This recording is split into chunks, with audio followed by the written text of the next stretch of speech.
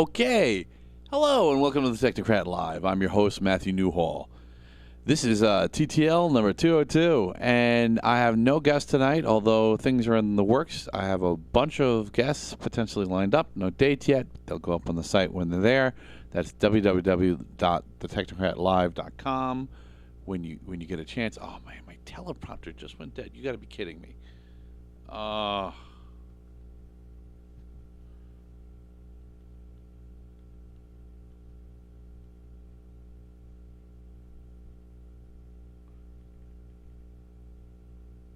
Real professional operation here, people.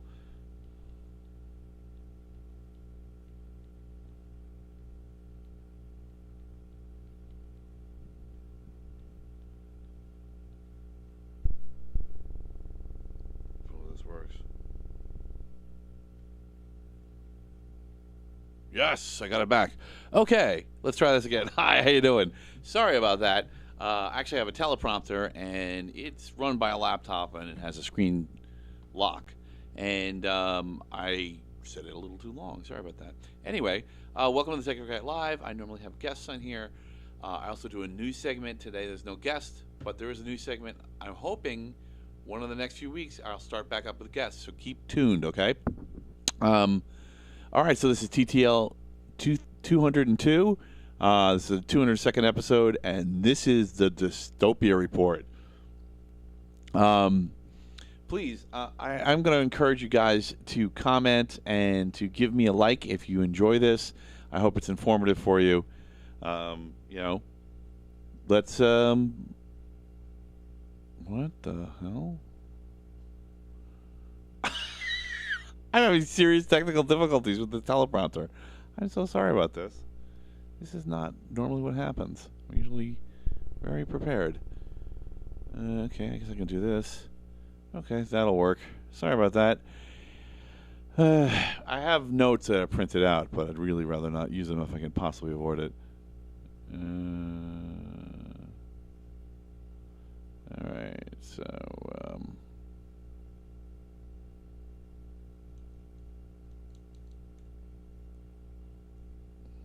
there we go.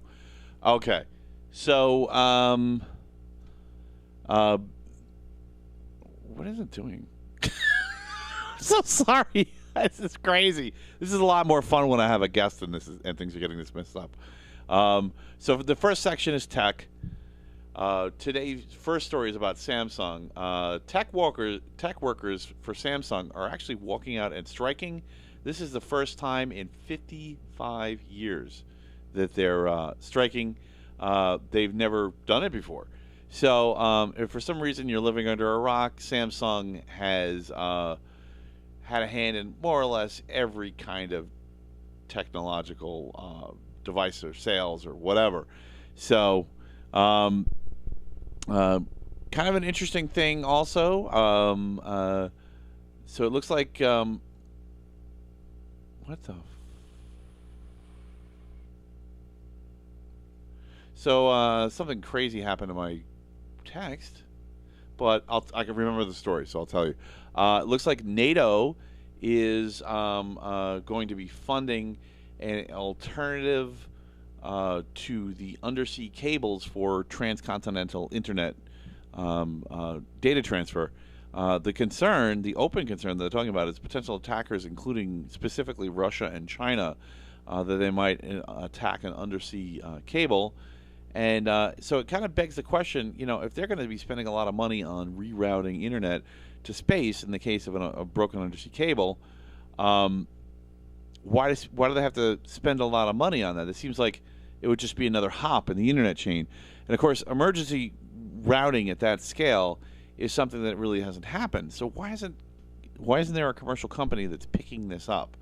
And the quick answer is, you could realize that it might actually free the internet. Because if you had the ability to do near instantaneous routing on a full internet scale, routing changes like that, like backbone changes without much planning, if something like that just went, then you could also make that just go to step around a government that decided to censor its people because it was going to do something terrible to them. Yeah, I think this is the reason that there's been no commercial solution. So kudos to NATO for making that happen. By the way, the Samsung strike was the Korean Times, and this is Bloomberg.com for this NATO story. Okay, onward to the next story, which is the biggest hacker list of known passwords has leaked. So we're talking about 10 billion passwords. RockU2024.txt is the file. 10 billion passwords. That's probably going to be a pretty close to comprehensive list of widely known hacked passwords. Yours might be in there, so it might be time to add this to your security protocol to start checking for known passwords, maybe running it against your own password files before the bad guys do. This is at cybernews.com. But just a quick heads up on that, that this compilation file is available. AI. So this is the AI section. Spain, this is really interesting.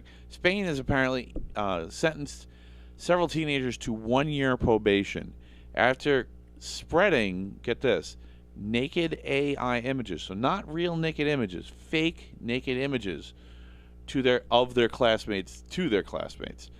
So, of course, naturally, this was fairly horrific for the girls involved. Their parents didn't know what to do, and eventually they got to the point where they called the police. Apparently, even the parents were quoted as saying that if they didn't know their own children, that they would think they were real. I guess there were a few telltale signs, maybe things that people only see when you're naked, that would indicate that they weren't real. But other than that, they looked realistic enough that you couldn't tell the difference. So this is bringing up an interesting problem, a new rare class in thought crime, which I think is actually valid. And just to put that in perspective, I don't really think thought crime in general is valid most of the time. But, this begs the question, is the world headed for libel laws? I mean, not every country has them, and they're definitely stronger in some countries than others. But we may be headed for stronger libel laws because valid thought crime may be a problem. I don't know. Tell me what you think. So the question I have, the way to frame this, so you'll understand what I'm trying to say, is how believable and detailed does a fake need to be before harm is inexcusable? In other words, it's just direct malicious harm. I mean, especially in an internet world that ignores retraction. So this is not just a naked picture problem. This is a problem for anything that people believe is true and is not. This is the entire scope of things that could even loosely be called deep fakes. So, the question is, even for adults, this doesn't have to necessarily be about children's. Where's the line? I mean, the line's going to be shorter for children. But, when you say something, when you create a deep fake that makes someone sad, when you create a deep fake that means that someone can't function at school or work, when your deep fake means that someone loses access to basic needs on a regular basis. I mean, remember, a lot of people don't understand that life or death kind of thing, basic needs, is the basis for using force when you're just being robbed, because the things they're stealing from you may not be replaceable, and it may mean basic needs aren't being met to the point of injury or death. Losing your life in a violent attack, is that the line where it's too far? I mean, I think most people would agree that somebody creates a deep fake that there's definitely case law, for instance, in the United States. That's you don't have so much free speech that you can yell fire in a theater and then people get hurt trampling each other getting out of the theater. So when is a fake idea an attack on rights? That's really the question here. Anyway, so if you want to read more about the story, I picked it up from The Guardian, but this is more of a thought experiment. You really need to wrap your brain around this, because a lot more of this is coming. So I have a new section. I wanted to try something new. Tell me what you think of it. I call it Obviously. So it's kind of the stories that are important but obvious to me, right? So apparently a Florida man shot a Walmart delivery drone with a 9mm pistol at 75 feet up. obviously. By the way, the FAA doesn't see the difference between a passenger plane and a 1-foot drone hauling a box, obviously. So don't do that, obviously. All right, so that was Business Insider. If you want to read more about that, Florida man's never short on entertaining stories. Apparently, Redbox is bankrupt and shutting down, obviously. Chapter 7 liquidation. Put a fork in them. They're done. They're just selling everything off, obviously. So, there's not a ton to say there. It's pretty big news. A lot of people, I'm sure, have used Redbox just like a lot of people used Blockbuster back in the day. And also, pretty obviously, it means that streaming services are probably about to get more expensive because and maybe even online video rentals because there's no competition. There's only the competition from the various streaming services for rentals. That was the last big retail rental space. Cars in the EU must now implement digital speed limiters starting July 7th, so that passed, obviously. Drive-by-wire and copyright controls on automotive software was always suicide for personal freedom, obviously. As they rolled out, they are more like a speeding nag harassing the driver, but most cars come ready to receive software updates remotely now.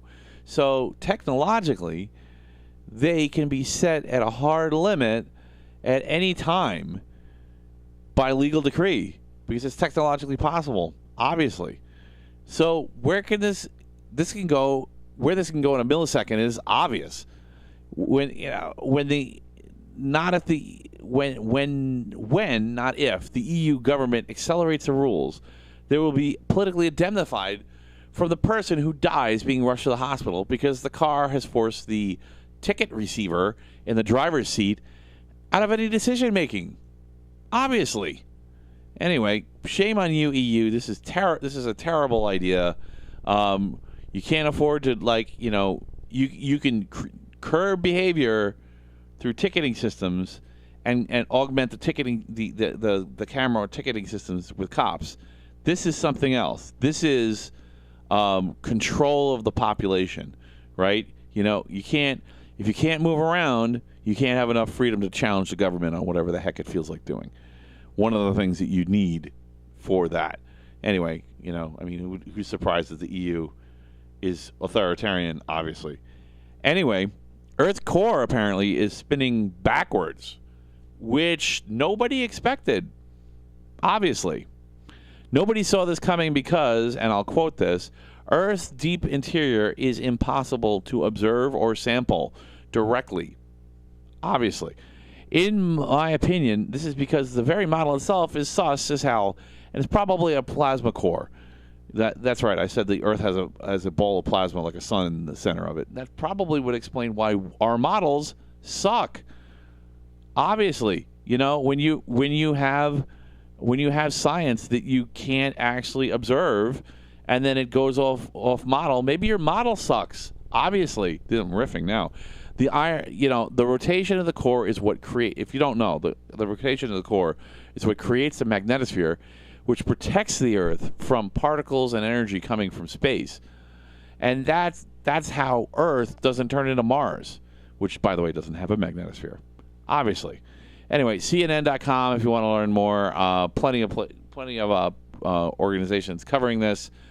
On to science. So the science has a pretty good story. Usually science is where the good news is, obviously. Wait, we're not obviously anymore anyway. This is the science section. So the Imperial College in London had a meta-study, and this is pretty cool. So 26,000 people were in this meta-study. So I just want to mention something about meta-studies. I'm well aware that meta-studies should not be trusted, especially not at a level of life and death and policy making. But this is interesting, and this is kind of hinting that we need larger, more dedicated studies. So apparently, staying up late results in statistical, and this is superior cognitive function. So in other words, all those night owls have got it right. So I've always been very. I am a night owl. Obviously, it's 10 o'clock at night, and I'm doing a news podcast. So I'm one of those people, and I respect everybody's differences, and every organization of people needs different people who are good at different things to really thrive. But I've been beat up in the past for not really being a morning person. I mean, this is a pretty common thing in tech, but apparently, it's there's a significant deficit for early risers versus night owls. Also, interestingly, in the study, they found out that 7 to 9 hours of sleep is optimal, but more or less sleep, so less than 7 or more than 9 hours of sleep, is inversely. And remember that these are averages. So remember, the amount of sleep needed goes down with age, but the amount of sleep is inversely correlated to performance. Anyway, so the number is 7.5 to 13.5 superior performance. I'm not exactly sure how they measured this, so you may want to check the study out for yourself. If you're skeptical, please be skeptical. It's not science. Anyway, so much for the stereotypes. I will say that a stereotype that I have found to be true, and please don't take this as insulting. Stereotypes are never a great idea. But maybe there'll be a study soon to back up the stereotype and say it's actually true, that early risers do tend to do better financially. So I think that may be where that stereotype comes from. But sometimes, that's not what makes you smart. Like smart and making money aren't the same thing. Smart's more about working hard. And making money is more about working hard. And smart's more about having peace to think. Yeah, I mean, the science shows it. Anyway, all right, so I hope you enjoyed this Dystopia Report and this Technocrat Live. Like I said, going to be getting interviews going really soon. Sorry about the delay at the beginning. I need to make that timeout longer on my teleprompter. Anyways, thank you. Good night, and choose wisely. Choose to share.